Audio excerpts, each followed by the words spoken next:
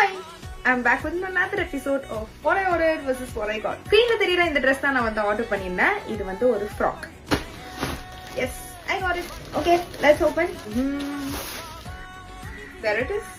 It's a white Hakuba frock. உங்களுக்கு தெரியுதா? Hakuba pattern வந்து கொடுத்திருப்பாங்க. Okay, pretty nice cloth. So கீழ வந்து blue and whiteல ஒரு pattern work வந்திருக்கு and it's a 1 2 dress. So நான் வாங்குனது வந்து M size.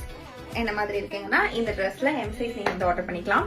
ஐ திங்க் இது எனக்கு ஃபிட் ஆகும்னு நினைக்கிறேன். Don't need to maybe are just லைட்டா நான் வந்து பிடிக்கணும். எம் வாங்கியிருக்கேன்றதுனால எம்முக்கும் எஸ்க்கும் நடுவுலன்றதுனால நான் எப்பவுமே வந்து ஆல்டர் பண்ணி தான் போடுவேன்.